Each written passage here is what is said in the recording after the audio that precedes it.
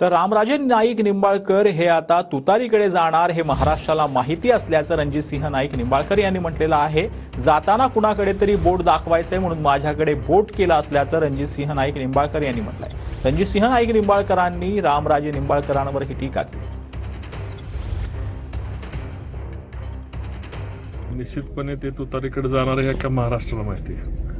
मग लाभ घेतल्यानंतर कुठंतरी जाताना कुणाचं तरी ठपका ठेवायचा, कुणाकडे तरी बोट दाखवायचं, मग ते माझ्याकडे बोट दाखवून त्यांना तुतारीकडे प्रवास करा। सातत्याने सत्तेत राहण्याचा त्यांचा प्रयास असतो की त्यांनी तुतारी धरली, नाहीतर आणखीन मायावतीचं चिन्ह आणलं आणि किंवा आणखीन कुठलं समाजवादी पक्ष जरी गेले तर यावेळेस तालुक्यामध्ये या ठिकाणी त्यांच्याबरोबर आणि त्यांचे सहकारी आमदार असणारा पण दीपक चव्हाण यांचा पराभव होणार आहे।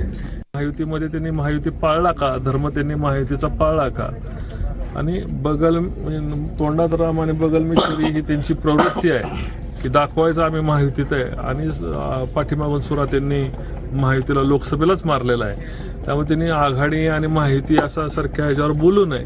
तुमच्यात कुठल्याही प्रकारची हिंमत नाही, तुम्ही तुतारी करून तुतारीची मतं घेण्याचा प्रयत्न करा। तुमचा निर्णय तुम्ही अपक्ष लढायचा जाहीर करा, आम्ही आमच्या कार्यकर्त्याला विचारून आमचा निर्णय आम्ही जाहीर करू। तर सचिन पाटील या ठिकाणी भाजपच्या चिन्हावर त्यांना भारतीय जनता पार्टीला आम्ही उमेदवारी मागितलेली। जर उमेदवारी त्या पक्षाने दिली तर सचिन पाटील हे भारतीय जनता पार्टीचे 2024चे आमदार म्हणून तुम्हाला या तालुक्याला दिसतील।